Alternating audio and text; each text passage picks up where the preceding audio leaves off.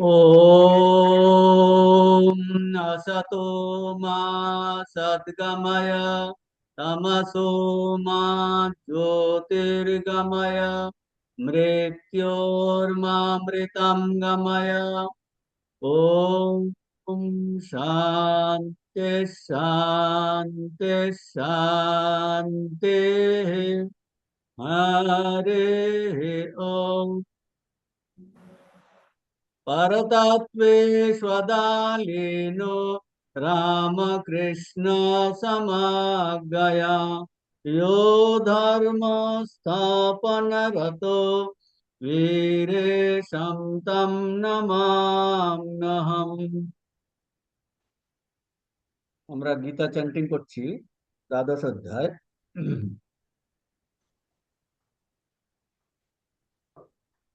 मूकं करोति वाचालं पङ्गुं लङ्घयते गिरिं यत्कृपातमहं वन्दे परमानन्दमाधवम्। अथ द्वादशोऽध्यायः। अर्जुन उवाच एवं शततयुक्ता ये भक्तास्त्वं पर्युपासते ये चाप्यक्षरमभक्तं तेषां के योगवित्तमाः। श्रीभगवानुवाच मय्यावेश्य मनो ये मां नित्यायुक्ता उपासते श्रद्धया परयोपेता ते मे युक्ता मताः। ये तक्षरमनिर्देश्यम् अव्यक्तं पर्युपासते सर्वत्र गम् अचिन्तं च कुटस्थं अचलं ध्रुवम् संनियम्येन्द्रियग्रामं सर्वत्र समबुद्धयः ते प्राप्नुवन्ति मामेव सर्वभूताहिते रताः।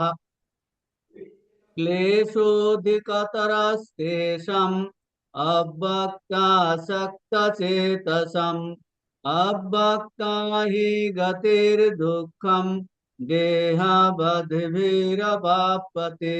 ये तु सर्वाणि कर्माणि मयि सन्न्यस्य मत्पराः अनन्येनैव योगेन मां ध्यायन्त उपासते तेषामहं समुद्धर्ता मृत्यु संसारसागरात् भवामि न चिरात् पार्थ मय्यावेशितचेतसाम् मय्येव मन आधत्स्व मयि बुद्धिं निवेशय निवशिष्यसि मय्येव अथ ऊर्ध्वं न संशयः। अथ चित्त्वं समाधातुं न शक्नोषि मयि स्थिरम् अभ्यासयोगेन ततो मामिच्छाप्तुं धनञ्जय अभ्यासेऽप्यसमर्थोऽसि मत्कर्म परमो भव मदर्थम् अपि कर्माणि कुर्वन् सिद्धिम् अवाप्स्यसि अथैतदप्यशक्तोऽसि कर्तुं मद्योगमाश्रितः सर्वकर्मफलत्यागं ततः कुरु यतात्मवान् श्रेयो हि ज्ञानमभ्यासात् ज्ञानाध्यानं विशिष्यते ध्यानात् कर्मफलत्यागः त्यागच्छन्तिरनन्तरम् अद्वेष्टा सर्वभूतानां मत्तः करुण एव च निर्ममो निरहङ्कारः समदुःखसुखक्षमी सन्तुष्टः सततं योगी यतात्मा दृढनिश्चयः मयि अर्पिता मनो बुद्धिर् यो मद्भक्ता स मे प्रियः यस्मान्नोद्विजते लोको लोकान्नोद्विजते च जः हर्षामर्षभयोद्वेगैर्मुक्तो यः स च मे प्रियः अनपेक्षा शुचिर्दक्ष उदासीनो गतव्रतः सर्वारंभ परित्यागी यो मद्भक्तः स मे प्रियः यो नारिष्वते न द्वेष्टि न शोचते न काङ्क्षते शुभाशुभ परित्यागी भक्तिमान्यः स मे प्रियः समशत्रौ च मित्रे च तथा मानापमानयोः शीतोष्णसुखदुःखेषु समः सङ्गविवर्जितः तुल्यनिन्दास्तुतिर्मौनी सन्तुष्ट येन केनचित् अनिकेत स्थिरमतिर् भक्तिमान् मे प्रियो नरः ये तु धर्म्यमृतमिदं यथोक्तं पर्युपासते श्रद्धाना मत्परमा भक्तास्ते अतीव मे प्रियाः। ओम तत्सदिति श्रीमद्भगवद्गीतासु उपनिषत्सु ब्रह्म विज्ञायां योगशास्त्रे श्रीकृष्णार्जुन संवादे भक्ति योग नाम দ্বাদশোধ্যায়ः। তাহলে আমাদের এটা কিন্তু প্রথম অ্যাসাইনমেন্ট, দ্বাদশ অধ্যায় একদম মুখস্থ সবার চাই। তো আমাদের আলোচ্য বিষয় হলো আমরা শ্রবণ করছি স্বামীজির ভক্তি রহস্য। বেদান্তে শ্রবণ একটা প্রধান সাধন। শ্রবণ মনন নিদিধ্যাসন। শ্রবণ যদি ঠিক ভাবে হয়, বলছি আপনাকে মনন করা, মনন ঠিক ভাবে হলে সে আপনাকে ধ্যানে নিয়ে যাবে, তারপর আবার শ্রবণ, তারপর আবার মনন, আবার নিদিধ্যাসন। তো শ্রবণ মনন আমরা শ্রবণ করছি স্বামীজির ভক্তি রহস্য। আমরা বেশ কয়েকটা ক্লাস শুনেছি, শ্রবণ করেছি। তাহলে কি ভক্তি কাকে বলছেন স্বামীজি? যে যদি প্রবল অনুরাগ ঈশ্বরের, যেগুলো কিনা এখন আমাদের ইন্দ্রিয় ভোগ্য বস্তুতে আছে, যে অনুরাগ, যে প্রীতি, যে ভালোবাসা, যে টান, সেটা যদি ভগবানে দেওয়া যায় তখন তার নাম হবে ভক্তি। যে প্রীতি বা অনুরাগ ছিল, তা যদি ছিল মানে ছিল, এখনো আছে, সেটা যদি ঈশ্বরের প্রতি প্রযুক্ত হয় তখন তাকে ভক্তি বলে। রামানুজাচার্য এই প্রবল অনুরাগ বা ভক্তি লাভের জন্য যে সাধন প্রণালীর কথা বলেছেন, যে তা একের পর এক আমরা আলোচনা করছি। স্বামীজি সেটা আমাদের জন্য সহজ সরল ভাবে বলছেন। তো বলছেন যে প্রথম সাধন কি বলেছেন? প্রথম সাধন বলছেন যে ভক্তি, এটা এই যে অনুরাগ ভক্তি আমাদের মধ্যে আছে, সেটা এখন চাপা পড়ে আছে। তার জন্য এই কিছুটা ইনিশিয়াল প্রিপারেশন দরকার, প্রিপারেটরি ডিসিপ্লিনস, এটা ইংরেজিতে আছে। সেটা কি? তো প্রথমে আমরা যেটা রামানুজাচার্য বলছেন, স্বামীজি ডিটেলস আলোচনা করছেন বিবেক। বিবেকটা কি, এটা আলোচনা হয়ে গেছে। রামানুজাচার্যের মতে বিবেক হলো খাদ্যাখাদ্য বিচার। আর এটার দ্বারা উনি কি বলতে চাইছেন? বিবেক হলো খাদ্যের গুণাগুণ বিচার করে তার দোষ পরিহার করা। খাদ্যের গুণাগুণ বিচার করে তার দোষ পরিহার করা। তাহলে কি কি দোষ হতে পারে খাদ্যের মধ্যে? তখন সেটা স্বামীজি আলোচনা করছেন। কারণ এই খাওয়ার থেকেই মন তৈরি হচ্ছে, চিন্তার যন্ত্র। তাহলে সেই মন দিয়ে আমরা ভগবান সাধন করব, কিন্তু মনে আবরণ থাকলে সেই ভগবানের প্রতি ভক্তি হবে না। সেই জন্য রামানুজাচার্য বলছেন তাহলে মনটাকে শুদ্ধ পবিত্র করতে হবে। তার জন্য বলছেন তাহলে খাদ্যটাও শুদ্ধ পবিত্র হতে হবে। তাহলে খাদ্যে কি কি দোষ থাকে সেইটা দূর করার কথা বলছেন স্বামীজি। রামানুজাচার্য স্বামীজি সেটা ব্যাখ্যা করছেন, তিন ধরনের দোষের কথা বলছেন। কি কি? প্রথমে খাদ্যতে জাতি দোষ, নিমিত্ত দোষ, আর আশ্রয় দোষ। জাতি দোষ মানে, খুব সংক্ষেপে যদি আপনি মনে রাখতে চান, খাদ্যের প্রকৃতিগত দোষ মানে উত্তেজক খাবার, সেটা পরিহার করা। আর যে যারা ভক্তি সাধনে প্রবৃত্ত হতে যাচ্ছে তাদের এই উত্তেজক খাবার, মাংসাহার, বলছে যারা ভক্তিযোগ সাধন করতে যাচ্ছে না তাদের জন্য, যাদের খুব হাড় ভাঙা খাটুনি, তাদের মাংসাহার তো অবশ্যই করতে হবে। কিন্তু যারা সিরিয়াসলি ভক্তিযোগের সাধন করতে চান, এই উত্তেজক খাবার, পেঁয়াজ রসুন, এইগুলো বলছি এগুলো শরীরকে খুব উত্তেজিত করে, এইটা বলছেন। আর কি? গীতা থেকে আমরা আলোচনা করেছি, গীতায় ভগবান রাজসিক তামসিক খাবারের কথা বলেছেন। যে পুঁতি পর্যসিত এবং যেসব খাদ্যের স্বাভাবিক রস প্রায় শুকিয়ে গেছে, সেই খাদ্য বর্জন করতে হবে। গীতার সপ্তদশ অধ্যায়, এই 9 আর 10, 11 এইসব শ্লোকে ভগবান এগুলো আলোচনা করছেন। আমরা সেখান থেকেও এর রেফারেন্স পাচ্ছি। তাহলে এটা কি? এটা হলো খাদ্যের জাতি দোষ। জাতি দোষ, খাদ্যের প্রকৃতিগত দোষ, এইগুলো অ্যাভয়েড করে। তারপর কি বলেছিলেন? আহ নিমিত্ত দোষটা আমরা আগে আলোচনা করছি, লাস্টে আসবে আশ্রয় দোষ। নিমিত্ত দোষ, এখানে কিন্তু দ্বিতীয়টা আছে আশ্রয় দোষ, আমরা এখন আলোচনা করছি নিমিত্ত দোষটা আগে।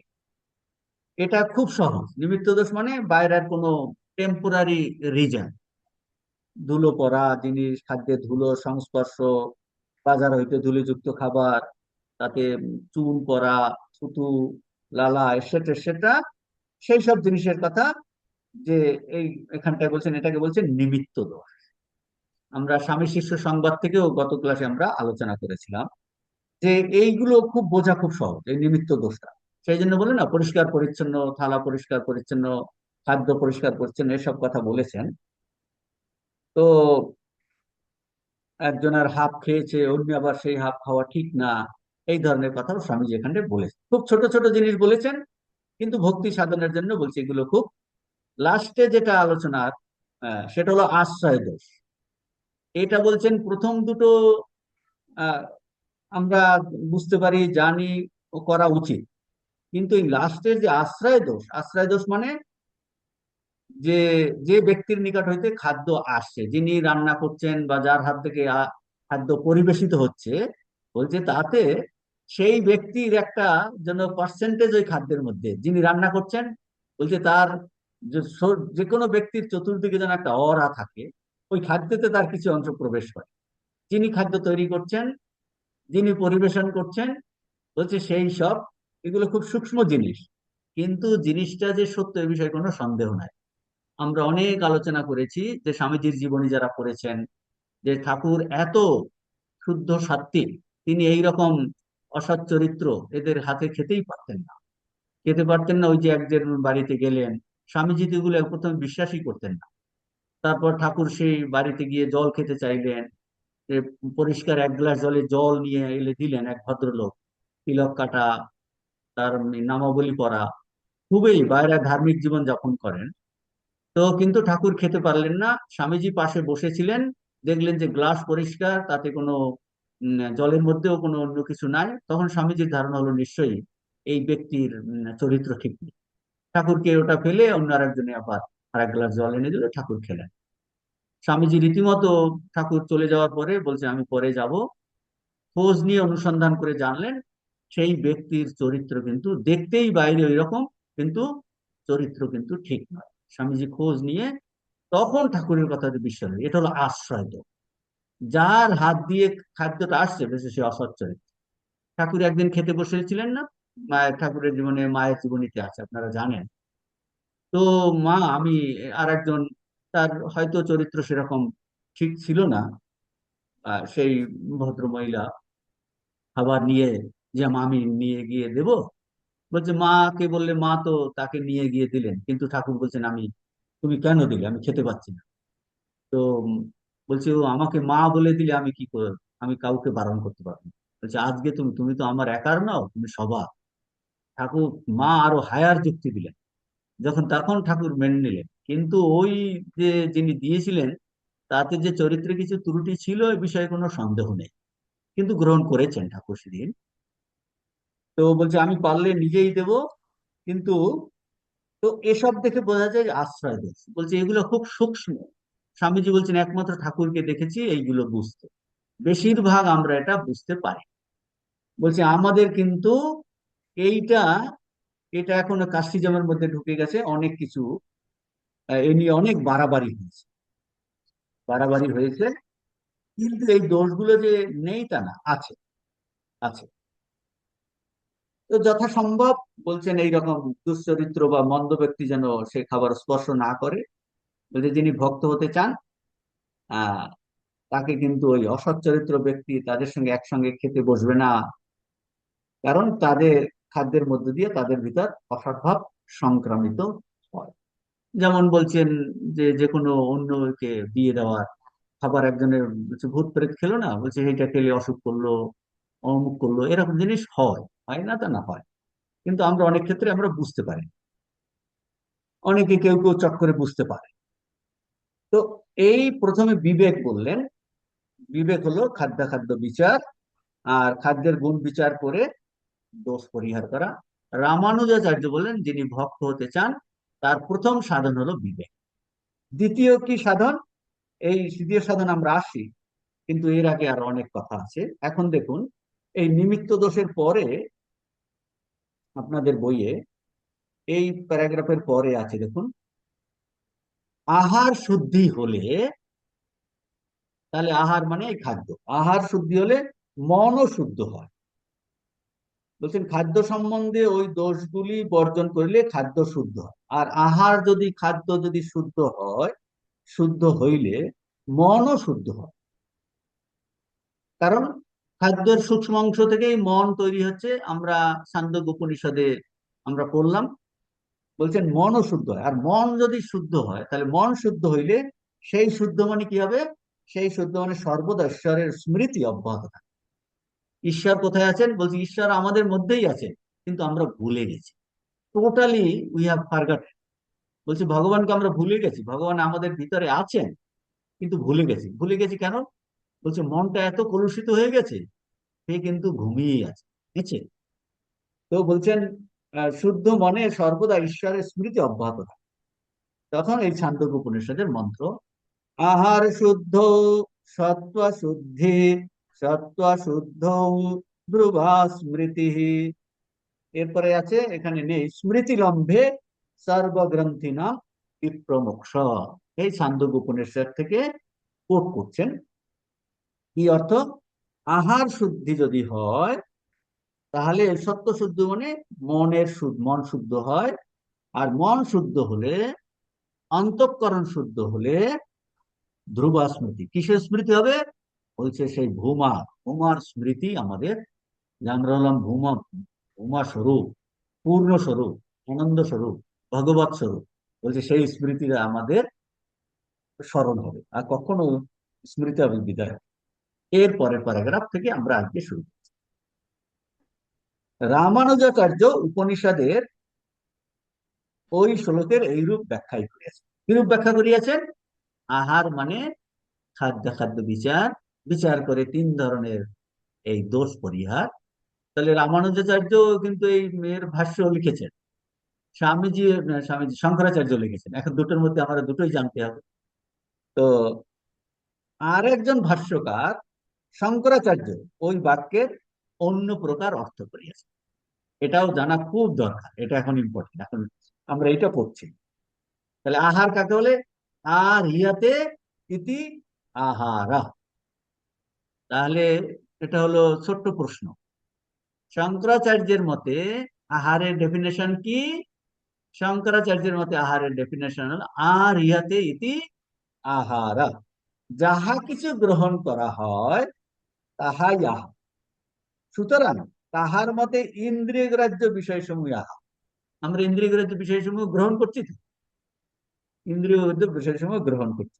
তিনি কিভাবে ব্যাখ্যা করিয়াছেন? স্বামীজি বলছেন আহার শুদ্ধির প্রকৃত অর্থ, প্রকৃত অর্থ বলছে ওই যে রামানুজাচার্য একটা অর্থ করেছেন, বলছে সেটাও একটা অর্থ। সেটা কি?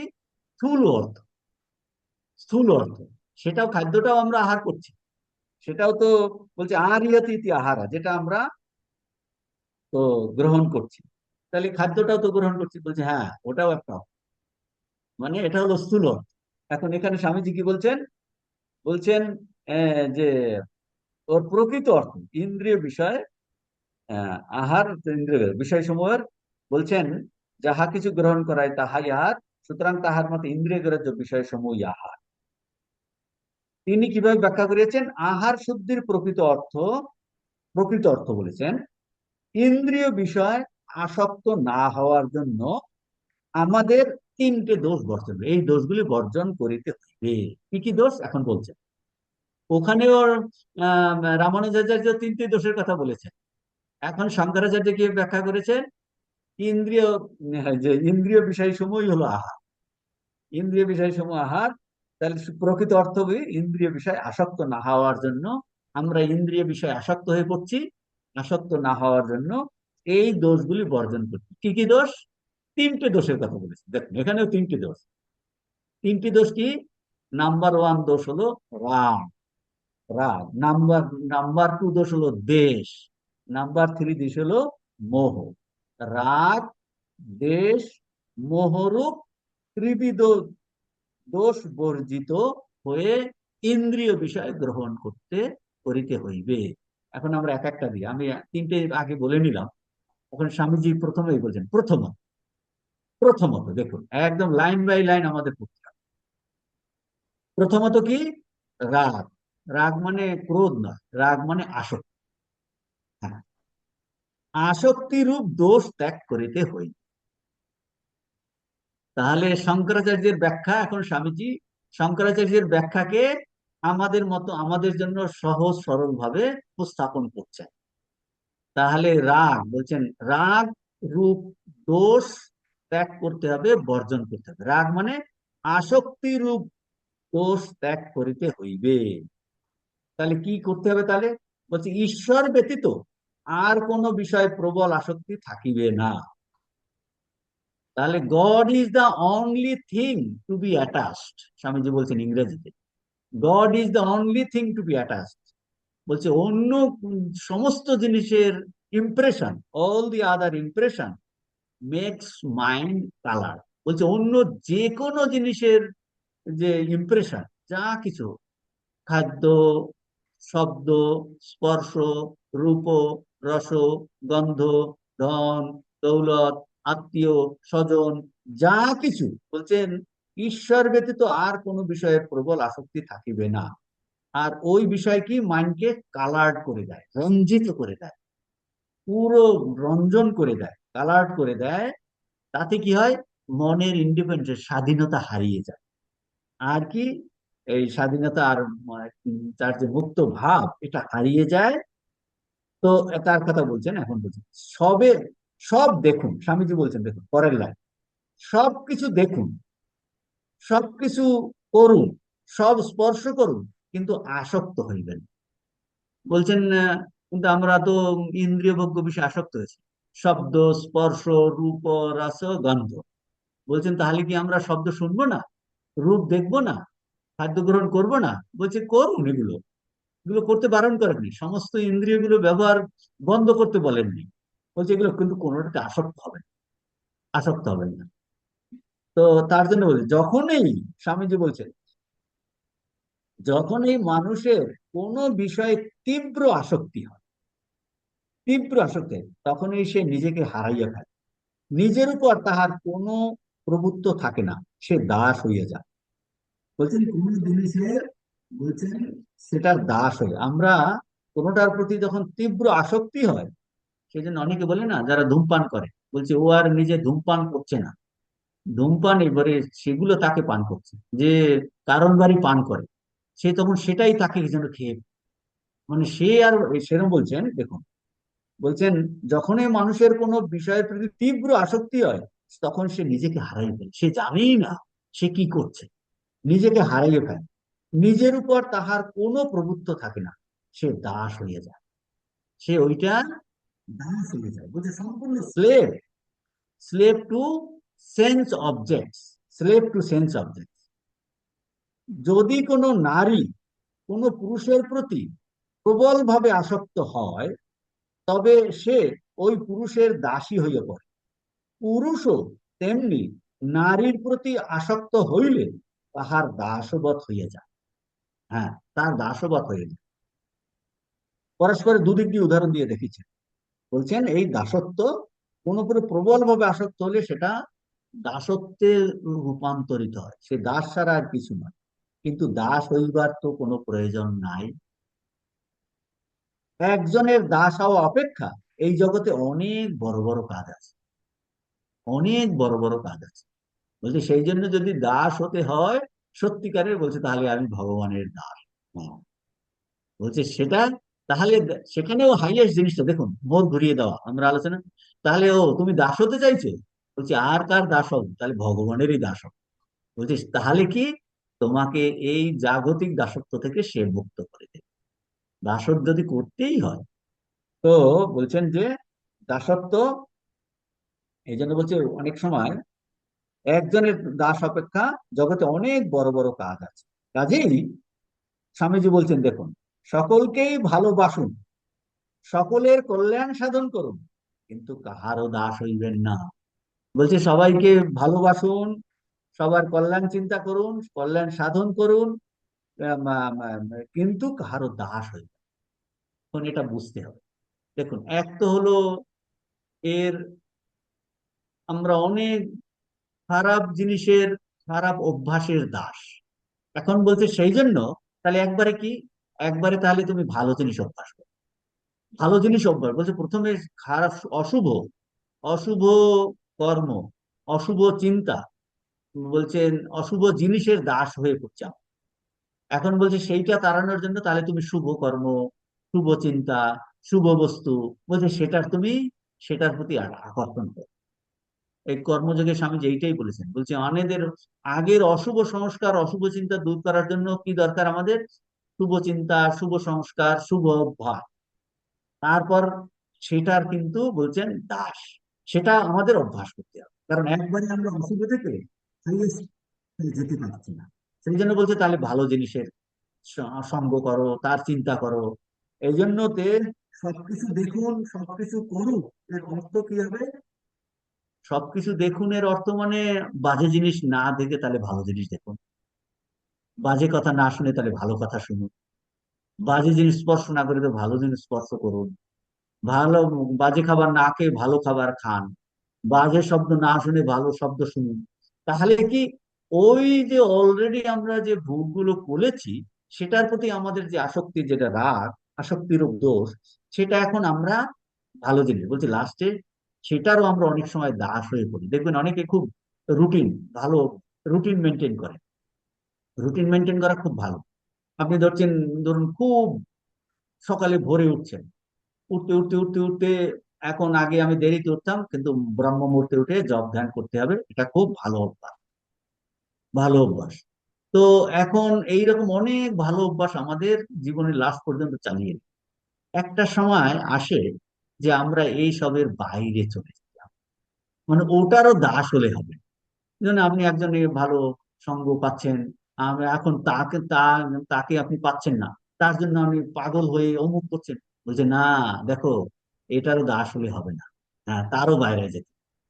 তো বলছেন সবাইকে ভালোবাসুন, ভালো জিনিসকেও ভালোবাসুন, ভালো অভ্যাসকেও ভালোবাসুন, কিন্তু কোনোটারই দাস হওয়া চলবে না, বলছেন। কিন্তু অশুভ থেকে শুভতে আনতে প্রথমে শুভের দাস বা শুভ অভ্যাস, শুভ চিন্তা, এটা কিন্তু করতে হবে, যেহেতু আমরা একবারে সেখানে। কারণ অনেক সময় এটা ফ্যানাটিসিজমে রূপান্তরিত হয়। আমার গুরু ছাড়া আর কোনো গুরু নাই, আমার ছাড়া আর কেউ নাই। বলছে এইখান থেকে ধর্ম থেকে ফ্যানাটিসিজমে রূপান্তরিত হয়। ওই যে ঘন্টা কর্ণের কথা আছে না, সে শিবের উপাসনা করতো, তারপর ওই দুই রূপ ধরে দেখা দিল না, সে তারপর দুই রূপ ধরে দিল, একদিকে বিষ্ণু মূর্তি আর একদিকে শিবের। তো ধূপকাঠি জ্বালিয়েছে, তো বলছে বিষ্ণুর সে নাক টিপে ধরছে, নাক টিপে যাতে ও না ওই নাকের মধ্যে যে ধূপকাঠির গন্ধ না যায়। দেখুন, ধর্মের মাধ্যমে সে শিবকে ভালোবাসে, তো সে আর অন্য অন্য কোনো মূর্তি বা এত ফ্যানাটিসিজম এসে, এত ফ্যানাটিসিজম এসে ধর্মের মাধ্যমে কত ফ্যানাটিসিজম এসে যেতে পারে, এসে যেতে পারে। সেই জন্য কামিজি বলছে যে ওরও একটা পথ ঠাকুর বলেছেন। তো স্বামীজি বলছেন সকলকেই ভালোবাসুন, সকলের কল্যাণ সাধন করুন, কিন্তু কাহারও দাস হইবেন না। তাহলে কি অসুবিধা কি স্বামীজি বলছেন? প্রথমত দেখুন, এর দোষ বলছেন এরকম হলে কি কি হয় আমাদের জীবনে। প্রথমত উহা আমাদিগকে অধঃপতিত করিয়া দেয়। বলছে ইট ডিজেনারেট আওয়ার্স। যখন আমরা দাস কারো হই, ইট ডিজেনারেট, আর আর কি আমাদের স্বার্থপর করে তোলে। ফ্যানাটিসিজম কোথা থেকে আসে দেখুন, বলছেন উহা আমাদিগকে অধঃপতিত করিয়া দেয়। দ্বিতীয়, দ্বিতীয় দাস হলে কি হয়, দ্বিতীয় কি, উহাতে অপরের প্রতি ব্যবহারে আমাদিগকে ঘোর স্বার্থপর করিয়া তোলে। বুঝতে পেরেছেন? স্বার্থপর করিয়া তোলে, মানে এই স্বার্থপরতাটাই তো দুর্বলতা। ওই এই দুর্বলতার দরুন আমরা যাহাদিগকে ভালোবাসি, ওই যে তাহাদের ভালো করিবার জন্য অপরের অনিষ্ট সাধন করিতে চায়। বুঝতে পারলেন? অপরের অনিষ্ট সাধন করিতে চায়। তাহলে ওই যে দেখুন, এখান থেকে ফ্যানাটিজম দুর্বলতা এসে গেছে।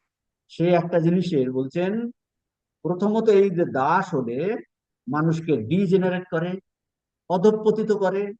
দুর্বলতার দরুন আমরা যাহাদিকে ভালোবাসি তাহাদের ভালো করিবার জন্য অপরের অনিষ্ট। জগতে এত, আপনি ভুরি ভুরি এক্সাম্পল রোজ পেপার খুললেই দেখতে পাবেন। একে অপরকে ভালোবাসে, তার জন্য মারামারি, খুন খারাপি। বলছে দেখুন দাস হয়ে পড়ছে কিভাবে, কত ডেইলি আপনি হাজার এক্সাম্পল পাবেন, কোটি কোটি এক্সাম্পল। যে যে কোনো জিনিসের দাস হলে তার মনের ইন্ডিপেন্ডেন্স হারিয়ে যায়, বিচার হারিয়ে যায়। সে তাতে কি বলছেন, নিজেকে অধঃপতিত করিয়ে ফেলে, স্বার্থপর করে তোলে। স্বার্থপরতা থেকে কি বলছে, মানুষ আমরা যাকে ভালোবাসি তার ভালো করবার জন্য শুধু তার ভালো হয় না, অন্যের অনিষ্ট সাধন করতে চায়। জগতে দেখো পরের সেন্টেন্স, প্রত্যেকটা সেন্টেন্স লক্ষ্য করুন। জগতে যত কিছু অন্যায় কার্য অনুষ্ঠিত হয়, তাহার অধিকাংশ প্রকৃতপক্ষে ব্যক্তি বিশেষের প্রতি আসক্তি বশত ঘটিয়ে থাকে।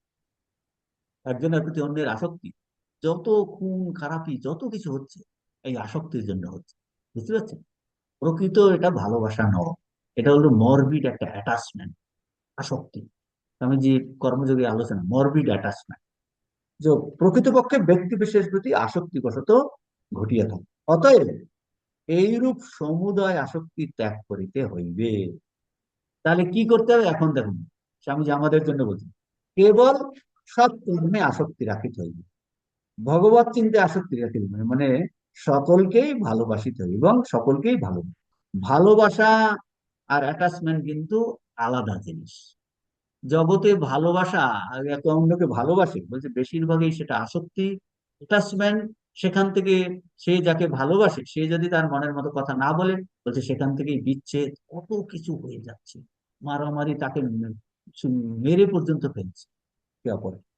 তো বলছেন এই, তাহলে আসক্তি কিছু হবে, বলছে সৎ কর্মে আসক্তি হবে, ভগবত চিন্তায়, সৎ কর্মে, সৎ চিন্তাতে আসক্তি রাখিতে হইবে এবং সকলকেই ভালোবাসিতে হইবে, কিন্তু স্লেভ হলে চলবে না। হম। তাহলে ওই যে আমরা কি আলোচনা করছি, শঙ্করাচার্য ওই যে আহারিয়তিথি আহার, আহারের অর্থ কি করেছেন, যে ইন্দ্রিয় গ্রাহ্য বিষয় সমূহ আহার। এই ইন্দ্রিয় গ্রাহ্য বিষয়ে আমরা আসক্ত হয়ে পড়ছি। বলছে আসক্ত হবেন না, আপনি দাস হবেন না। তাহলে এই কিন্তু আপনি, ইট উইল ডিজেনারেট ইউ, আপনাকে অধঃপতিত করবে, আর আপনাকে স্বার্থপর করে তুলবে, আপনাকে দুর্বল করে তুলবে, এবং আপনি অন্যকে অনিষ্ট করবেন, সেই জন্য আপনি দাস হবেন না। আসক্তিরূপ দোষ ত্যাগ করতে হবে, এইটা বললেন প্রথম, এই ইন্দ্রিয়ভোগ্য বিষয়ের দোষ, আসক্তিরূপ দোষ ত্যাগ করতে হবে। তারপর দ্বিতীয় দোষ কি ত্যাগ করতে হবে? স্বামীজি বলছেন দেশ। দ্বিতীয়ত, কোন ইন্দ্রিয় বিষয়ে লইয়া যেন আমাদের দেশ উৎপন্ন না হয়। ঈর্ষা বা দেশ সমুদয় অনিষ্টের মূল, সমুদয় অনিষ্টের মূল। আর উহা জয় করা বড়ই কঠিন। এটার বেশি ব্যাখ্যাতে জানি। ঈর্ষা, অন্যের সম্পদ দেখে ঈর্ষা, অন্যের শরীর সৌন্দর্য দেখে ঈর্ষা, অন্যের ধন সম্পদ দেখে ঈর্ষা, অন্যের বাড়ি দেখে ঈর্ষা, অন্যের গাড়ি দেখে ঈর্ষা, অন্যের ভয়েস দেখে ঈর্ষা, অন্যের নাম্বার দেখে ঈর্ষা, অন্যের সব কিছু থেকে বলছেন কি, ইন্দ্রিয় বিষয় লইয়া যেন আমাদের দেশ উৎপন্ন না হয়। তা এখন বলছেন ঈর্ষা বা দেশ সমুদয় অনিষ্টের মূল। সেখান থেকে আসছে আমার মধ্যে আরো জ্বালাতে আমি দহন করছি এবং তাকে অনিষ্ট করার চেষ্টা করছি, এবং আমার বাসনা আরো বাড়িয়ে দিচ্ছি। ঈর্ষা উৎপন্ন হয়, বলছে ঈর্ষারূপ, বলছে এই জন্য আমাকেই দর্শন করছে। এই যে এটা যেন আমাকেই, অন্যকে দর্শন করার আগে আমাকেই যেন দর্শন করছে। এখন প্রশ্ন আসে, এরকম এলে কি করব? এরকম এলে আধ্যাত্মিকের বলছে, স্বামী যেখানে বলছে জয় করা বড়ই, কিন্তু কি, এর জন্য বলছেন যার ঈর্ষা নেই, বলছে সেই রকম পার্সোনালিটি কে ভালোবাসা। এই জন্য ঠাকুর মা স্বামীজি কেন এই আইডিয়ালটাকে সামনে রাখতে হবে, বলছেন ঈর্ষা একদমই থাকে। বলছে তার প্রতি তাদের কাছে প্রার্থনা করা যে আমার মনে এই ধরনের ভাব আসছে, এটা থেকে আমি কি করে মুক্ত হতে পারি, এটা তো ঠিক নয়, এই আমাকে আরো নিচের দিকে নিয়ে যাবে। এইগুলো হিউম্যান আমাদের দুর্বলতা তো, এগুলো আসতে পারে। আসতে পারলে কি করতে হবে? বলছে ইন্টেন্স প্রার্থনা করে করে করে করে এইগুলোকে দূর করতে হবে। এক তো বিচার, বিচারে কাজ করে না, প্রার্থনা, যে আমাকে, আমার ভিতরে এই ঈর্ষা আসছে, আমাকে এর থেকে মুক্ত করে। প্রার্থনা ইন্টেন্সলি হলে সেটা কিন্তু সেটা থেকে মুক্ত হওয়া যায়। বলছেন সমুদয় অনিষ্টের মূল ঈর্ষা বা দ্বেষ। এই যে আমাদের এখন বিভিন্ন দিকে যুদ্ধ হচ্ছে, কত কিছু হচ্ছে, বুঝতে পারছেন তো? আপনার পেপার খুললেই আপনার, আমাদের মনে দেশ উৎপন্ন হয়। এগুলো যদি আপনি ডেইলি অ্যানালিসিস করেন, এটা শুধু ক্লাসে শোনা নয়, পেপার খুলছেন, ইন্টারনেটে খবর দেখছেন, অমুকের কাছে শুনছেন, ভিতর ভিতর বৃত্তি উৎপন্ন হচ্ছে আমাদের, দেশ বৃত্তি উৎপন্ন হচ্ছে। বলছে একজন যে ভক্ত হতে চাইছে, বলছে দেখো, তুমি তোমার মধ্যে একটা দেশ, একটা পার্টিকুলার কান্ট্রির প্রতি, পার্টিকুলার পার্সনের প্রতি আমাদের দেশ উৎপন্ন হচ্ছে। বলছে তাতে তার দ্বারা তুমি কি উপকৃত হচ্ছ? না। তুমি কি এই যুদ্ধের সলিউশন করতে পারছো? না। তোমার দ্বারা তুমি তাহলে কি করতে পারো? বলছে তাহলে এটার জন্য তাহলে তুমি ভগবানের কাছে প্রার্থনা করতে পারো, যে এই কি, এই তো জগতের অবস্থা, দেখুন না, এই তো আমি শ্রেষ্ঠ হব, আমি কিন্তু হব, এইরকম বলছে জগতের অবস্থায়, তাহলে কি এর থেকে হতে পারে? হ্যাঁ, আমরা অনেক সময় আপনাকে সমাজে থাকলে আলোচনা আসছে, সেটা ভুল করছে অনেকে, বা এসব আলোচনা তো আসে, কিন্তু ভিতরে ভিতরে দেখতে হবে আমার দেশ উৎপন্ন হচ্ছে কিনা। দেখুন অর্জুনকে ভগবান, ওর আসবে এই প্রসঙ্গগুলো, মারতে বলছে সবাইকে, কিন্তু সেই ভগবানই আবার উপদেশ দিচ্ছেন, রাগ আর দেশ বিযুক্ত, রাগ দেশ থেকে তোমাকেই হতে হবে। বলছে তুমি কর্তব্য হিসাবে সব করো, কিন্তু রাগ আর দেশ থেকে তোমাকে বর্জিত হতে হবে। বলছি এত একটা হাইয়েস্ট আইডিয়াল সামনে রাখছে। বলছি ঈর্ষা বা দেশ সমুদায় অনিষ্টের মূল, উহা জয় করা বড়ই কঠিন, কিন্তু এটা যাতে উৎপন্ন না হয় তার চেষ্টা, উৎপন্ন যদি হয় তার জন্য ইন্টেন্স প্রার্থনা করা, যার মধ্যে এইরকম রাগ আর দেশ নেই, সেই রকম পার্সোনালিটির ধ্যান করা, তার কাছে প্রার্থনা করা, ভগবানের কাছে প্রার্থনা করা, যে আমরা প্রথমে ডায়াগনোসিস অফ দ্য প্রবলেম, আমার মধ্যে এই এই প্রবলেম আছে। হ্যাঁ, আমার মধ্যে আসক্তি আছে, আমার মধ্যে ঈর্ষা ভাব আসছে, এটাকে প্রথমে ডায়াগনোসিস অফ দ্য প্রবলেম আছে। তাহলে তারপর চেষ্টা করা যে এই এই জায়গায় আমার আসক্তি আছে, এই এই জায়গায় আমি দাস হয়ে পড়ছি, এই এই জায়গায় আমার ঈর্ষা ভাব আসছে, তাহলে সেটা থেকে, আমরা অনেক সময় জানি না আমার এই প্রবলেম গুলো আছে, তুমি তো বুঝতে হবে। তারপর কি বলছেন স্বামীজি, তৃতীয় তৃতীয় দোষ কি? এই ইন্দ্রিয়, বলছেন ইন্দ্রিয় গ্রাহ্য বিষয়ে কি দোষ হতে পারে? মোহ। তো মোহ, আমরা সর্বদাই এক বস্তুকে অন্য বস্তু বলিয়া ভ্রম করিতেছি ও তদ অনুসারে কার্য করিতেছি। মোহটা কি? বলছেন মোহ, আমরা সর্বদাই এক বস্তুকে অন্য বস্তু বলিয়া যে গ্রহণ করছি, বলছে এটা মোহ, এবং তদ অনুসারে কার্য করিতেছি। আর তাহার ফল এই হইতেছে যে আমরা নিজেদের দুঃখ কষ্ট নিজেরাই সৃষ্টি করিতেছি। আমরা নিজেদের দুঃখ কষ্ট, দেখুন বলছেন, আমরা নিজেদের দুঃখ কষ্ট নিজেরাই কি করে সৃষ্টি করছি? আমরা এক বস্তুকে অন্য বস্তু বলে ভ্রম করছি এবং সেই অনুযায়ী কার্য করছি। আমরা মন্দকে ভালো বলিয়া গ্রহণ করিতেছি। যেমন দেখুন, অর্জুনের কিন্তু এই আসক্তি ছিল, মোহ ছিল। এক্সাম্পল, গ্রেট এক্সাম্পল অর্জুনের। এত বড় সে একজন অধিকারী, বা আসক্তি ছিল, মোহ ছিল, সে ভেবেছিল ও ওরা তো বুঝতে পারছে না দুর্যোধন, ও আমি এটা এদের, এই যে সে তার এইটা এই মনের এই অবস্থাটাকে, আমি যুদ্ধ করব না, ও যদি আমাকে মেরেও ফেলে, ও তো বুঝতে পারছে না, আমি তো অন্তত বুঝতে পারছি। এটাকে কৃপা ভেবেছিল, কম্প্যাশন। আসলে ওটা কৃপা নয়, এটা তাহলে ডেলিউশন। দেখো, একটা জিনিসকে অন্য জিনিস বলে ভাবা। ও ওটাকে কৃপা ভেবেছিল, যে কৃপা করে, না না, ও ও তো বুঝতে পারছে না, আমি তো বুঝতে পারছি। অর্জুন এটাকে কৃপা ভেবেছিল, কম্প্যাশন।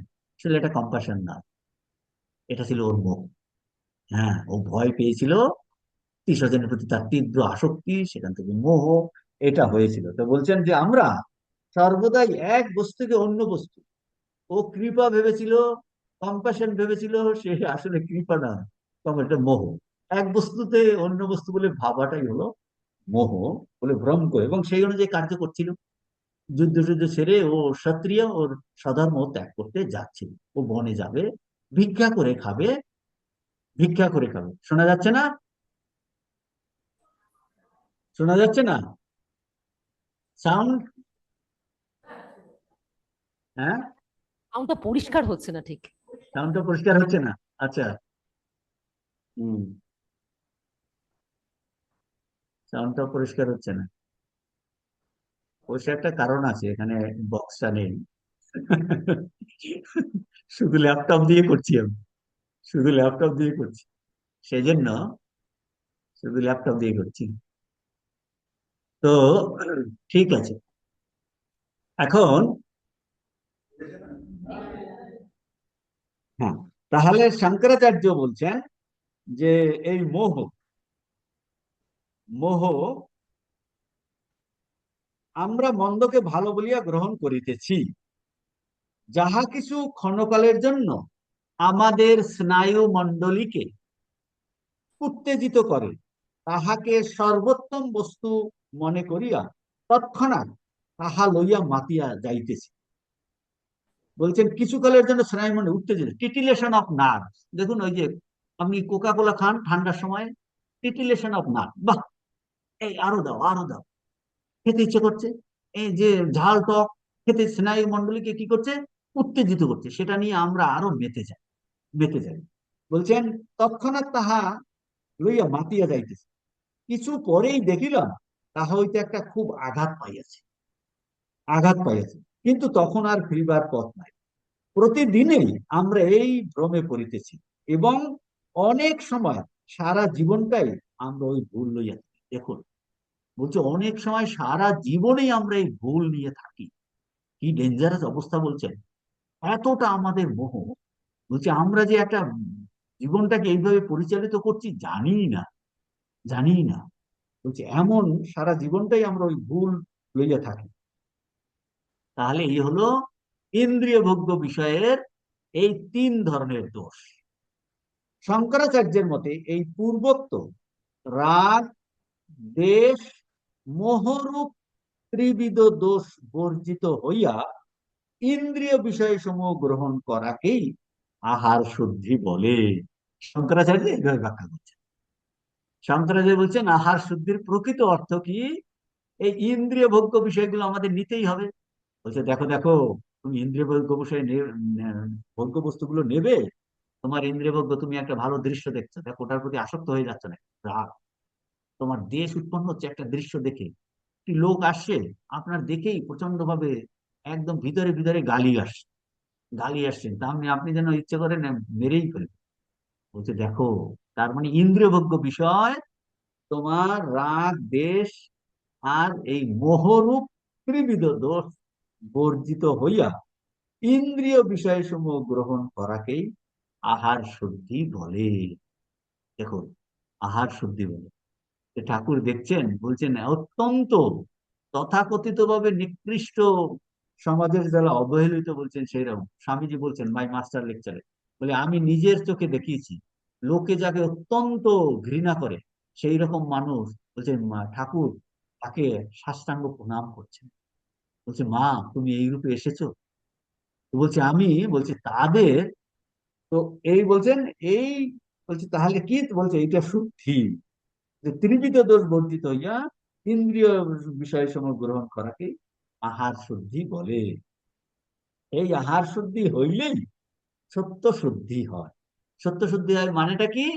দেখুন, অর্থাৎ মন ইন্দ্রিয় বিষয় সমূহ গ্রহণ করিয়া, ইন্দ্রিয় বিষয় সমূহ গ্রহণ করছে, কিন্তু কিভাবে গ্রহণ করছে? রাগ, দেশ, মোহ বর্জিত হইয়া গ্রহণ করে, সেই অবস্থাতে সে চিন্তা করিতে পারে, চিন্তা করিতে পারে। এইরূপ সত্য শুদ্ধি হইলে সেই শুদ্ধ মনে সর্বদা ঈশ্বরের স্মরণ মনন চলিতে থাকে। ওরে বাবা! অন্তত এই জিনিসগুলো আমরা জানতাম না, এই শাস্ত্র কেন আলোচনা করতে হবে? এই জিনিসগুলো আমরা তো জানি না। আহার শুদ্ধির একটা যে রামানুজাচার্য এক ধরনের অর্থ করছেন, শঙ্করাচার্য আরো কত সূক্ষ্ম অর্থ করছেন। এখন স্বামীজি দুটো ব্যাখ্যা নিয়ে আলোচনা, বুঝতে পেরেছেন? দুটো ব্যাখ্যা নিয়ে আলোচনা করেন। তাহলে এইখানে যেটা আসে গীতার দ্বিতীয় অধ্যায়, দ্বিতীয় অধ্যায়ের 64 নম্বর শ্লোক, সেখানটায় ভগবান বলছেন 264, 264-এ ওই যে স্থিতপ্রজ্ঞ লক্ষণে ভগবান বলছেন, রাগ দেশ বিযুক্তস্তু বিষয়ান ইন্দ্রিয়স্যর আত্মবশ্যের বিধে আত্মা প্রসাদম অধিগচ্ছতি। রাগ দেশ বিযুক্তস্তু, রাগ আর দেশকে বিযুক্ত হয়ে ইন্দ্রিয়গুলো, বিষয়ান ইন্দ্রিয়স্যরণ, বলছেন রাগ দেশ থেকে বিযুক্ত হওয়ার কথা এই ভগবান বলছে। স্থিতপ্রজ্ঞ ব্যক্তি এইরকম কিন্তু আত্মবশী, সমস্তই তার নিজের বশ, আর বিধে আত্মা প্রসাদম অধিগচ্ছতি, সে প্রসাদ প্রাপ্ত হয়। প্রসাদে সর্ব দুঃখানাম হানি, সর্ব দুঃখে চলে যায়। উপজায়াতে প্রসন্ন চেতস, মন এইরকম প্রসন্ন হলে আহ, আসো বুদ্ধি পরিজব তিষ্ঠতে, বুদ্ধি কিন্তু সে তার ভগবানের সে লাগে। তো এখন বলছেন, শঙ্করাচার্য বলছেন এই দুই ধরনের অর্থ আমরা করি, দুই ধরনের। স্বামীজি কিন্তু এই এইগুলো নিচ্ছেন, বিবেক এগুলো নিচ্ছেন আচার কার থেকে? রামানুজাচার্য থেকে। কিন্তু সঙ্গে সঙ্গে এইটাও একসঙ্গে আমরা পাচ্ছি। এখন স্বামীজি দুজনার তুলনামূলক আলোচনা করছেন পরের অংশ দেখে। স্বভাবতই আপনারা সকলে বলিবেন শঙ্করাচার্য কৃত এই ব্যাখ্যাই উৎকৃষ্ট। বাহ, এ তো দারুণ জিনিস বলেছে, ইন্দ্রিয় বিষয় তো এইভাবে শ্রেষ্ঠ। তাহা হইলেও বলিতেছে, বলছে আমি, স্বামীজি বলছেন রামানুজকৃত ব্যাখ্যাটিকে অবহেলা করিলে চলিবে না। ওই যে ব্যাখ্যা, খাদ্য খাদ্য বিচার, খাদ্যের ত্রিবিধ দোষ পরিহার, বলছে এটাকে অবহেলা করতে চলবে না। কারণ কি? বলছে কাদের জন্য বলছে এটা? We are the beginner. হ্যাঁ, বলছেন আমরা খুবই প্রাথমিক শিক্ষার্থী, তাদের জন্য বলছেন, বেশিরভাগই আমরা প্রাথমিক শিক্ষার্থী, তাদের রামানুজকৃত ব্যাখ্যাটিকে অবহেলা করলে চলিবে না। স্থূল খাদ্য শুদ্ধ হইলে বাকিগুলো শুদ্ধ হইবে। এখন এটাকেও তারপর দেখুন, ইহা অতি সত্য কথা যে মনই সকলের মূল। আপনি বললেন আরে মনটাই তো মূল, আমি কি খাই বা না খাই খাই, মনটা জানেন তো, মনটাই তো মূল, আমি ওসব কিছু গ্রহণ করি না। কিন্তু স্বামীজি বলছেন কিন্তু আমাদের মধ্যে খুব অল্প লোকেই আছেন যাহারা ইন্দ্রিয়ের দ্বারা বদ্ধ নয়। মানে স্বামীজি আমাদের প্রেজেন্ট কন্ডিশন বলছেন, দেখুন, বলছে আমাদের যে বর্তমান যে অবস্থা, আমরা কিন্তু ইন্দ্রিয়ে, বলছেন আর যাহারা ইন্দ্রিয়ের দ্বারা বদ্ধ নয়, মানে আমরা বেশিরভাগই ইন্দ্রিয়ের দ্বারা বদ্ধ। কাজে মন সবলে হবে কি, ইন্দ্রিয়ের দ্বারাই তো বদ্ধ আমরা। জড় পদার্থের শক্তি, জড় পদার্থ মানে খাদ্যগুলো, জড় পদার্থ মানে খাদ্যগুলি, আপনি এই খাবার সেই জড় পদার্থ, পদার্থের শক্তির দ্বারা আমরা সকলেই চালিত হই। এবং যতদিন আমরা এইভাবে চালিত হইব, ততদিন আমাদিগকে জ্বরের সাহায্য লইতে, বলছে জ্বরের সাহায্য আমরা কেন নেব, ব্যাপারগুলো বোঝার চেষ্টা করেন। বলছে এই যে খাদ্য বিচার কেন করব, এর থেকে করে ভালো খাবার, সাত্বিক খাবার কেন খাবো, কারণ হলেন স্বামীজি বলছেন জড় পদার্থের শক্তির দ্বারা আমরা এখন চালিত, এবং যতদিন আমরা এইভাবে জড় শক্তির দ্বারা চালিত হইব, ততদিন আমাকে জ্বরের সাহায্যে লইতে হবে। মানে জ্বরের যে জ্বরগুলো আমাকে ভালোর দিকে নিয়ে যাবে, সেইগুলো আমার সাহায্য নিতেই হবে, এইটা বলছেন। বলছেন জ্বরের সাহায্য লইতেই হবে। তারপর যখন আমরা যথেষ্ট শক্তি অর্জন করিব, তখন যাহা খুশি পান আহার করিতে পারিবে। এই যে দেখুন, বলছে তুমি যথেষ্ট শক্তি অর্জন যখন করতে পারবে, তখন তোমাকে আর অত ভাবতে হবে না, ভাবতে হবে না। আমাদিগকে রামানুজের মত অনুসরণ করিয়া পানাহার সম্বন্ধে সাবধান হইতে হইবে। আবার সঙ্গে সঙ্গে মানসিক আহারের দিকেও দৃষ্টি রাখতে। এই যে স্বামীজি দুটো কম্বাইন করছে, বুঝতে পারছেন। বলছে মানসিক আহারের দিকেও দৃষ্টি দিতে হইবে, শরীরের স্থূল খাদ্য সম্বন্ধে সাবধান হওয়া অতি সহজ, কিন্তু সঙ্গে সঙ্গে মানসিক ব্যাপারের দিকেও দৃষ্টি রাখে। এটা খুব ইম্পর্টেন্ট। এই জিনিসটা দেখুন, ও প্রথমেই আপনি প্রথমেই শুনেই এইটাই ভুলে যাবেন। শঙ্কর, প্রথমে ও মাংস খাবো না, তাহলে অমুক পেঁয়াজ, বাড়িতে গিয়ে আর পেঁয়াজ কেনা বন্ধ করে দিলেন, অমুক বন্ধ করে দিলেন, বাড়িতে আর কোনো সস আসছে না, কারণ এটা করা তো সহজ, এটা করা খুব সহজ। এই দেখুন সেইটাই স্বামীজি বলছেন। বলছেন যে শরীরের স্থূল খাদ্য সম্বন্ধে সাবধান হওয়া অতি সহজ। মানুষ তো সহজটাই থেকে ধার্মিক ভাব নিতে চায়। বলছি এটা তো সহজ, সেই জন্য ভারতবর্ষে এইটাই খাদ্য খাদ্য, এই একটু ধর্মের ভাব হলেই সে নিরামিষ আহার শুরু করে দেয়। আর মনে যে হাজার উল্টো পাল্টা চিন্তা করছে, মিথ্যা কথা বলছে, পাটপারি বলছে, সেদিকে আর লক্ষ্য নাই, সেদিকে লক্ষ্য নাই। সে এখন মোবাইলে সে হাজার জিনিস দেখছে, হাজারই শুনছে, আর এদিকে সে করছে। তো এইটার কথা বলছেন, সাবধান হওয়া অতি সহজ, কিন্তু সঙ্গে সঙ্গে মানসিক ব্যাপারের দিকেও দৃষ্টি রাখিতে হবে। যে তুমি মনের দ্বারা কি আহার দেখছো, তুমি কি দৃশ্য দেখছো, কি জিনিস স্পর্শ করছো, চুপি চুপি ঘরে কি করছো, বাইরে তুমি নিরামিষ খেলে, অমুক খেলে, এগুলো করা খুবই সহজ, তিলক কাটা খুব সহজ। বলছে আলটিমেটলি তুমি মনে মনে কি চিন্তা করছো, তো রাখিতে হইবে, তাহা হইলে আমাদের আত্মচেতনা ক্রমশ সবল হইতে থাকিবে, এবং শরীর চেতনার দাবি ক্রমশ কমিয়া যায়। আত্মচেতনা বলছে এইটা, যদি এই মানসিক আহারের দিকে দৃষ্টি রাখতে হবে, স্থূল খাদ্য সম্বন্ধে সহজ, কিন্তু মানসিক ব্যাপারের দিকে দৃষ্টি, তাহলে কি হবে, আত্মচেতনা ক্রমশ সবল হতে থাকে, মানসিকের দিকে দৃষ্টি দেবে। ও আচ্ছা আচ্ছা, আমার সমস্ত ধর্মটা আমার জীবনে কোথায় চলে গেছে, চলে গেছে গিয়ে এই খাবারের মধ্যে, জাত বিচারের মধ্যে, আমি ব্রাহ্মণ, আমি অন্যের সোয়া খাবো না। বুঝতে পারছেন, এগুলো করা তো সহজ, আমি বড়। এই স্বামীজি বলছেন ধর্মটা এখন কোথায়, ধর্ম কোথাও নাই।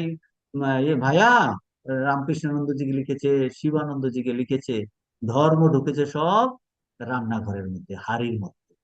হ্যাঁ, স্বামীজি এটা এত চাবুক মেরেছেন, বলছেন এই আশ্রয় দোষ আমরা জানি না কিছু, এটা খাবো না, ওটা খাবো না। বলছে তোমার শরীরে যেটা সুস্থ থাকে তুমি সেটা খাও। তুমি চাকরি করছো, তুমি কঠোর পরিশ্রম করছো, তুমি কিন্তু ভক্তি অর্জন করতে যাচ্ছ না, কিন্তু ওই অমুক একজন বলে দিচ্ছে নিরামিষ আহার করে ধীরে ধীরে দুর্বল হয়ে যাচ্ছে, বলছে তোমার জন্য ওটা না। তো এখন বলছেন প্রিলিমিনারির ক্ষেত্রে দুটো কম্বাইন করে, দুটো কম্বাইন করে করতে বলছেন মানসিক আহারের দিকে, তখন আর কোনো খাদ্যই আমাদের কিছু অনিষ্ট করতে পারবে না। সকলেই এক লাফে উচ্চতম আদর্শ ধরিতে চায়, কিন্তু লাফাইয়া ঝাঁপাইয়া তো কিছু হইবে না।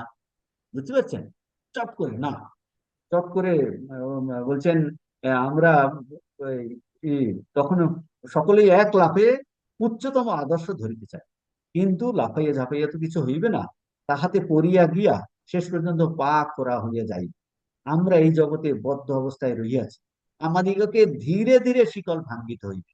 রামানুজের মতে এই বিবেক অর্থাৎ খাদ্যাখাদ্য বিচারেই ভক্তির প্রথম সাধন। রামানুজাচার্যের যে এক লাফেই, না না খাবার টাবার এগুলো কিছু নয়, আমি তো একদম ধ্যান করি, যা তা পাই, আমার ওসব বাছ বিচার কিছু নাই, একটু বেদান্ত পড়ে আর শঙ্করাচার্যের ব্যাখ্যা পড়ে, আর বলছে এইরকম অনেক সময় হয়ে যায়। বলছে না না, এক লাফে তুমি ওখানে যেতে পারবে না। আমার স্বামীজি বলছেন এখানে পড়িয়া গিয়ে বলছেন "এ- সকলেই এক এক লাফে উচ্চতম আদর্শ ধরিতে চায়"। স্বামীজিকে অনেকে অনুকরণ করে, এগুলো আপনাদের জীবনে আমাদের ভালো করে বুঝতে হবে। স্বামীজিকে আমরা অনুকরণ করতে পারবো না, বুঝতে পারছেন কিনা? স্বামীজি হলেন অধিকারী পুরুষ। বলছেন তিনি বিদেশে গিয়ে এখান থেকে কত চিঠি আছে, সে যা তা পায় তাই খায়। হ্যাঁ, স্বামীজি লিখছেন চিঠিতে, বলছে ওদের বলো একজন ব্রাহ্মণ পাঠাতে, আর সমস্ত খরচা দিয়ে আমার জন্য পাঠাতে। আর অনেক স্বামীজির পিছনে কিছু কম লেগেছে নাকি?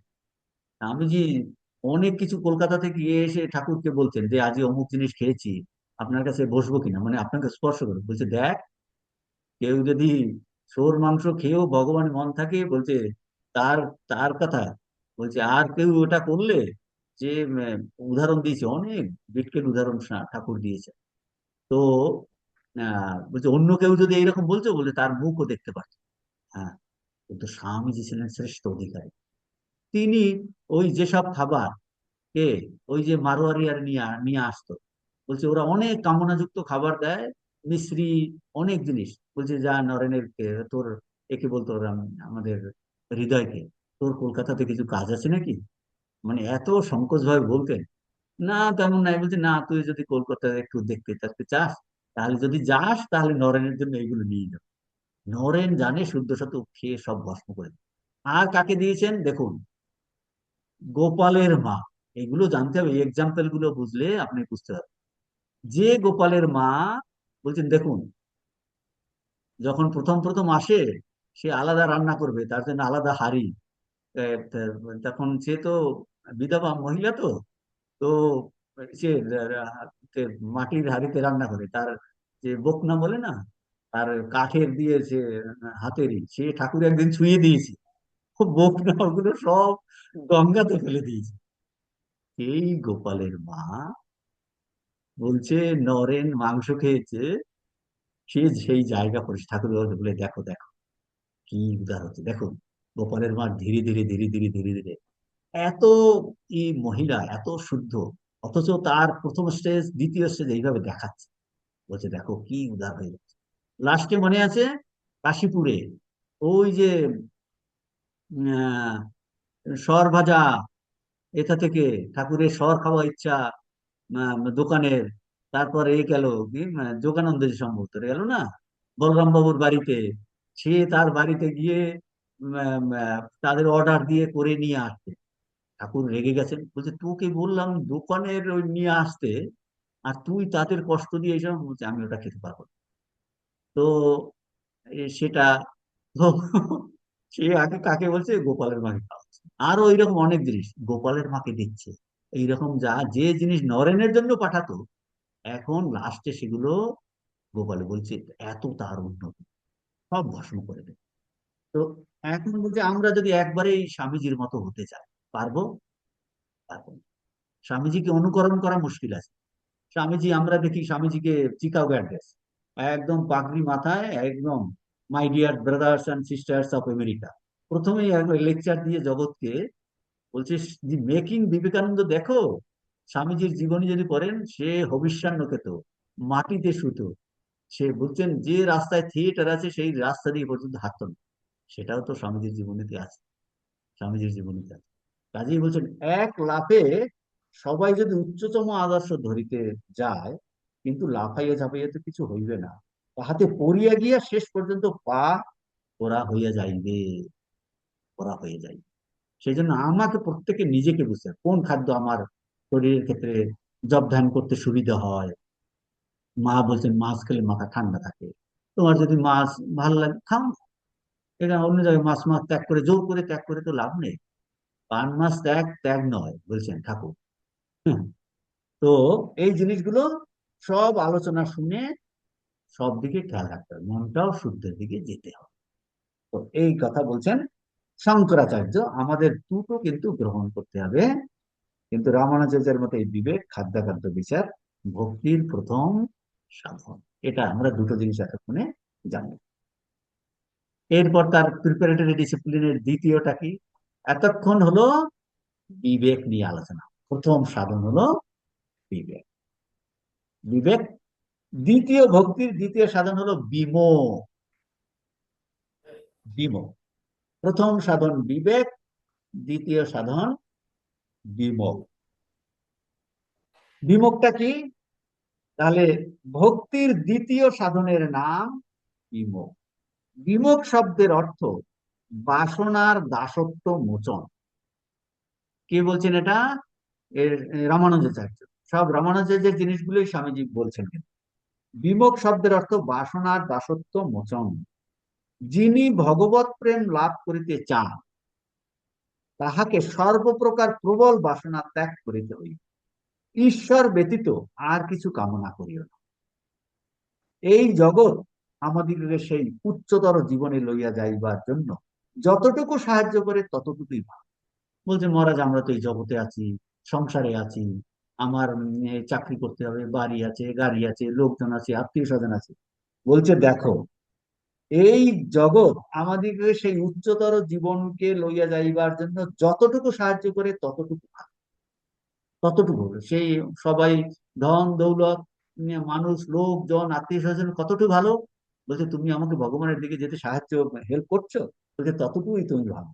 ইন্দ্রিয় বিষয় সকল উচ্চতর উদ্দেশ্য লাভে যতটুকু সাহায্য করে ততটুকুই ভালো। আপনার একটা জিনিস ভালো লাগছে, বলছে দেখো এই জিনিসটা কেন তুমি খাচ্ছ?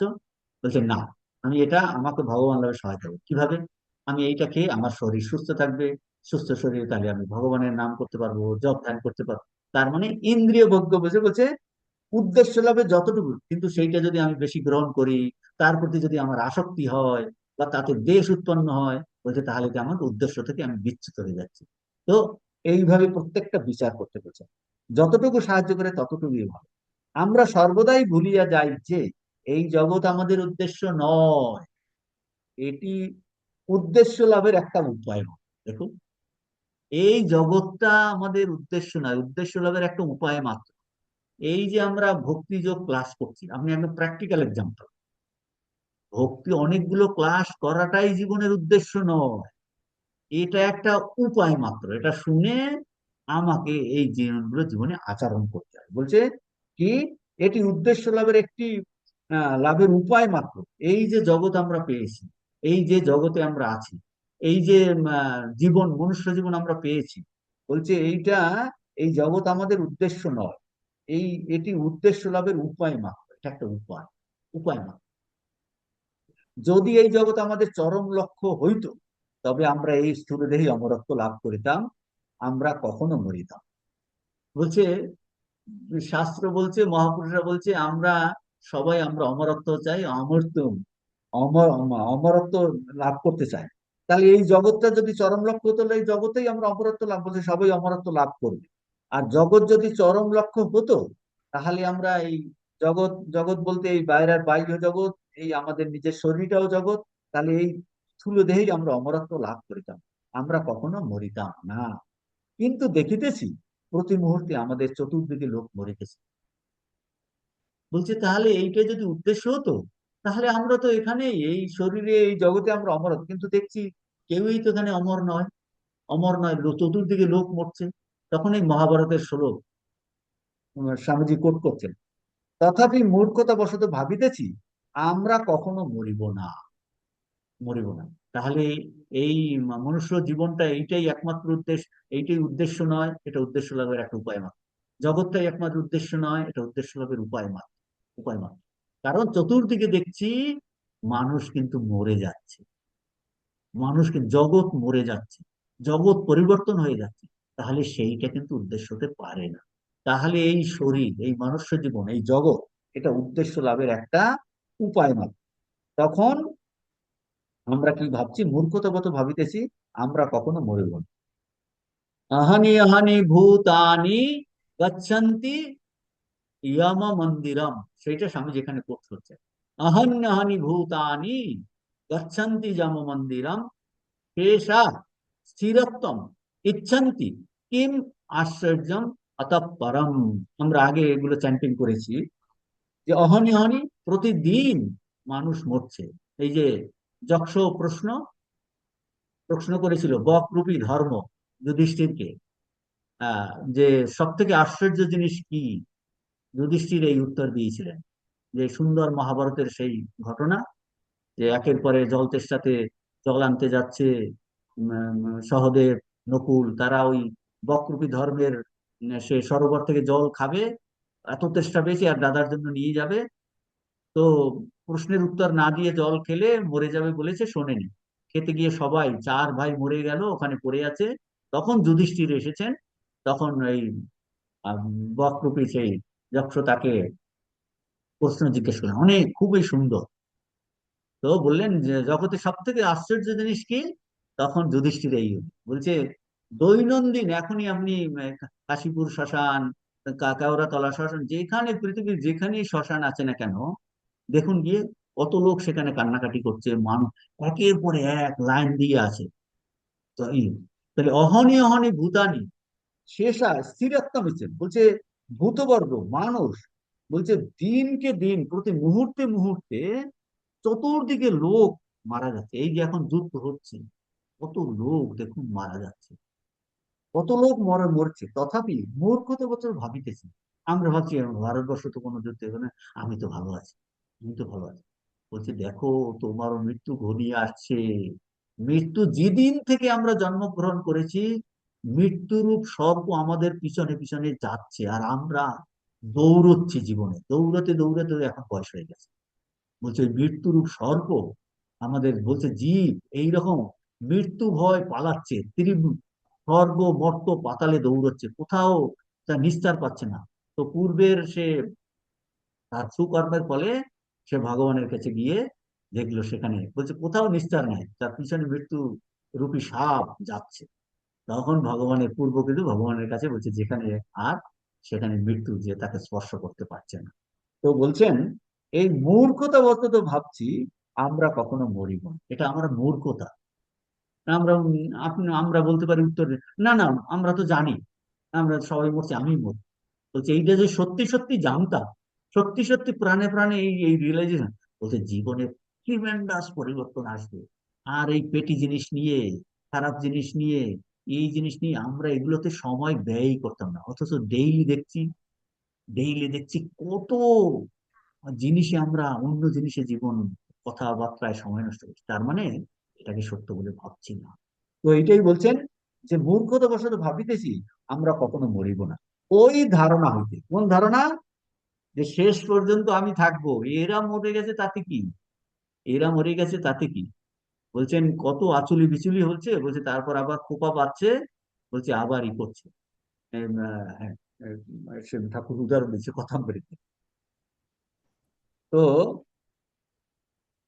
আমাদের বলছেন ওই ধারণা হইতেই আমরা ভাবিয়া থাকি যে এই জীবন আমাদের হ্যাঁ, চরম লক্ষ্য। ওই ধারণা হইতে, কোন ধারণা হইতে?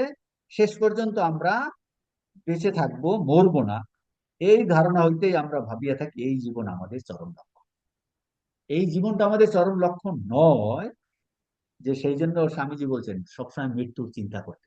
ঠাকুর বলছেন, আপনারা স্মৃতির আলোয় স্বামীজি যদি কেউ করে থাকেন, ওই সুরেন বন্দ্যোপাধ্যায় সম্ভবত, তার স্মৃতি কথাতে আছে।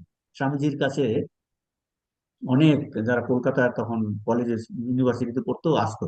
স্বামীজি নিজে ক্যাম্পাটে বসেছিলেন, এরকম অনেক ফিলোসফি স্টুডেন্টরা এসেছে। তো কথা বসে স্বামীজি বলছেন যে তাদের বলছেন সব থেকে কিটা কি করতে হবে, বলছে দেখ সবসময় মৃত্যু চিন্তা করতে। তখন বলছে, বলছে স্বামীজি মৃত্যু চিন্তা করলে তো একটা ডিপ্রেশনের ভাব আসবে, মৃত্যুর কথা অনেক দেখবেন সবাই বন্ধু বান্ধব মৃত্যুর চিন্তা কেন বলছে। ওসব চিন্তা, ওগুলো বাজে জিনিস, ওগুলো কখনো করতে নেই। আমরা ওগুলো শুনলেই কিরকম লাগে। স্বামীজি বলছে, দেখ, প্রথমে প্রথমে তোর একটু ডিপ্রেশন আসতে পারে, কিন্তু তারপরে ভিতর থেকে শক্তি আসে। কারণ বলছে, তুই এই চিন্তা করতে করতে করতে করতে তুই যখন বুঝতে পারবি তোর মৃত্যু নাই, তখন দেখবি শক্তি আসছে। সেই জন্য মৃত্যুর চিন্তা, এই জীবনটা সত্য নয়, এই জগৎটা সত্য নয়, আমাকেও মরে যেতে হবে, তো মৃত্যুর চিন্তা, বলছেন, এই জীবন আমাদের চরম লক্ষ্য। বলছে আমরা ভাবি ওই ভুল ধারণা থেকে। আমাদের মধ্যে শতকরা 99 জনের এই অবস্থা, 99 জনের এই অবস্থা।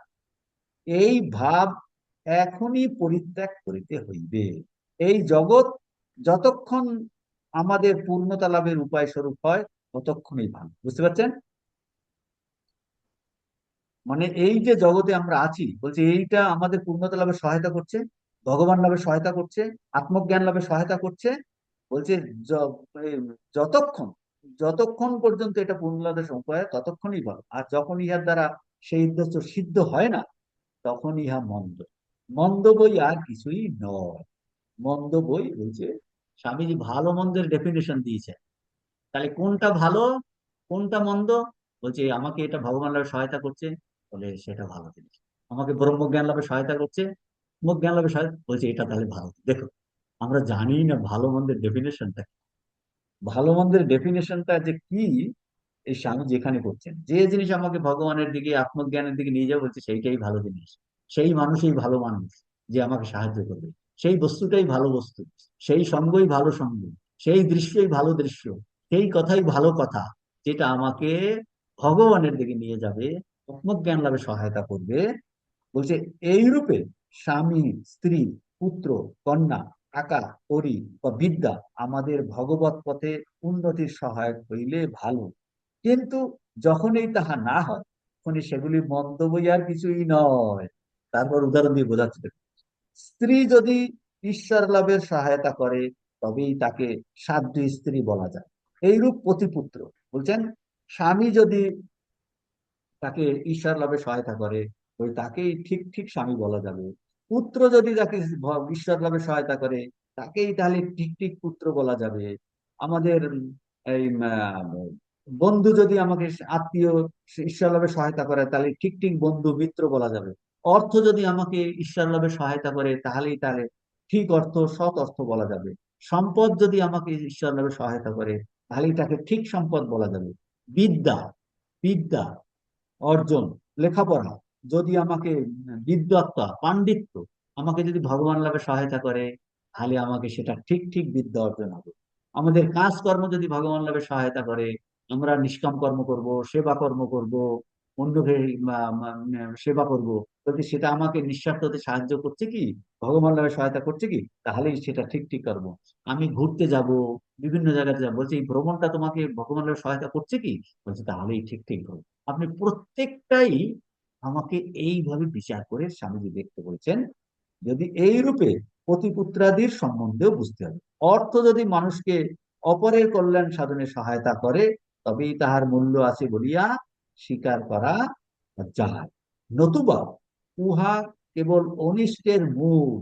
আর যত শীঘ্র আমরা অর্থের সংসার হইতে নিষ্কৃতি পাই, ততই মঙ্গল।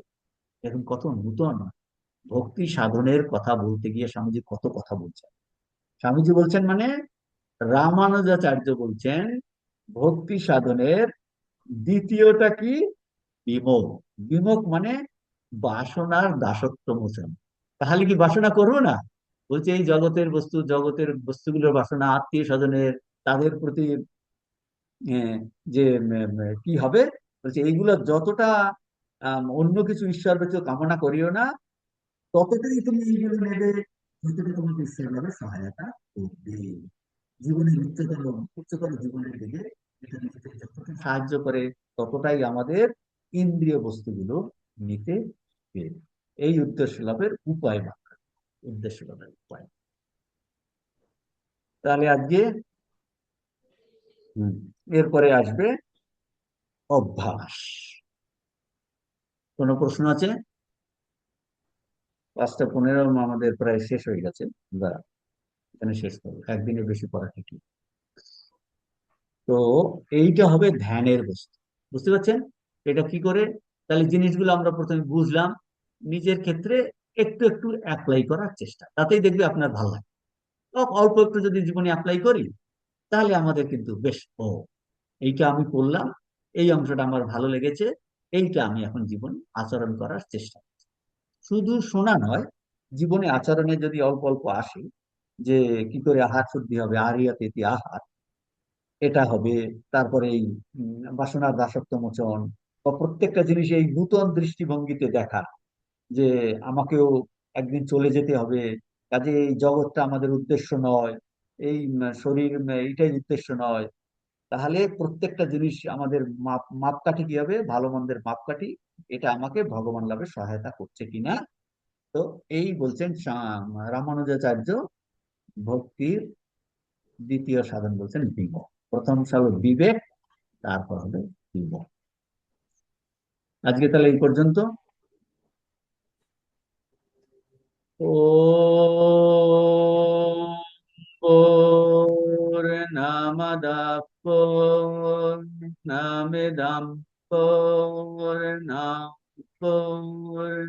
पूर्णमुदच्यते पूर्णस्य पूर्णमादाय पूर्णमेवावशिष्यते।